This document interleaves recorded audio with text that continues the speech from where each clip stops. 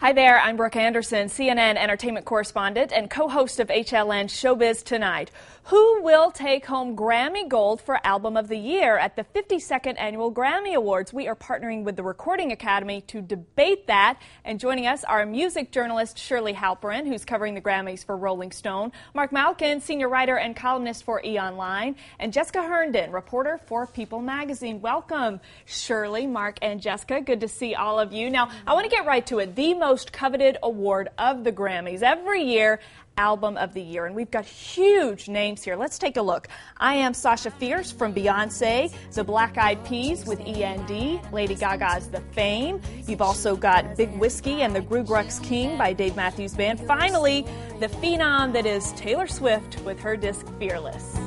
But she wears short skirts, I wear t-shirts, she's cheer captain and I'm on the bleachers. Now, Taylor Swift has 8 Grammy nominations. Only 20 years old, but Beyonce actually leads the pack with 10 nominations. And we have seen Taylor and Beyonce really go head-to-head a lot recently. Taylor actually beat Beyonce at the People's Choice Awards, also at the MTV Video Music Awards.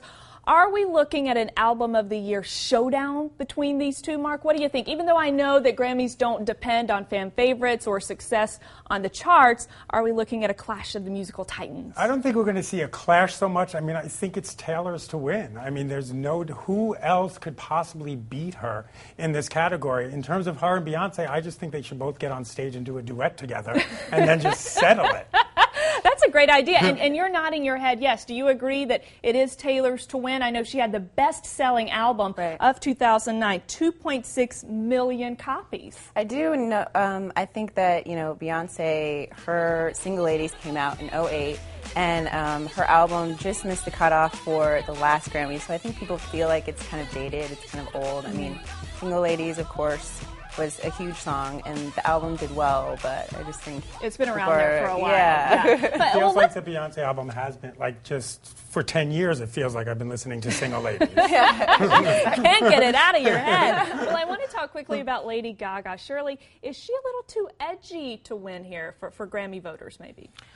I think so. I think she might still be too much of a new entity, but I think this category is really about the veterans versus the newcomers. You know, Lady Gaga and Taylor Swift are considered the newcomers, or the Davids, if you will, and the Goliaths are Black Eyed Peas and Beyonce and Dave Matthews. But, you know, Beyonce has never won in a category outside of R&B, so I don't know that this is going to be the album to do it for her, even though it's fantastic. I think it's actually going to go to Dave Matthews. I think all those people could cancel each other out. Everyone's saying this is the best album of the band's career. It's their 7th album. Rolling Stone certainly hailed it the best yet, and I think it could be a surprise win for Dave Matthews. I love that album. It is classic DMB. And I want to talk about one of those other Goliaths that you talk about, the Black Eyed Peas, because they really reinvented themselves from a hip-hop act to a dance act. Mark, do you think that the Grammys like makeovers, like reinvention like that? I mean, I think everyone loves a reinvention. Everyone loves, you know, people changing their style, changing their ways.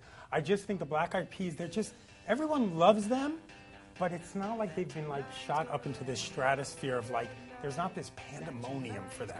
We love to dance to their songs. We know every word, but it's not like people are just dying for them. And I don't know if people really, you know, take them that serious enough yet, you know, and like we were saying, the votes, you know, for the pop, dance, you know, those radio hits are going to be split between, you know, Black Eyed Peas, Beyonce, and Gaga, leaving, you know, the country vote, the rock vote, all of those open for, you know, Taylor or Dave. Okay, so we've got the predictions. We've got Taylor Swift, and Dave Matthews Band. We're going to hold you to your predictions when the 52nd Annual Grammy Awards roll around on January 31st. Thank you all for joining us. We really appreciate it. I'm Brooke Anderson. Take care, everybody.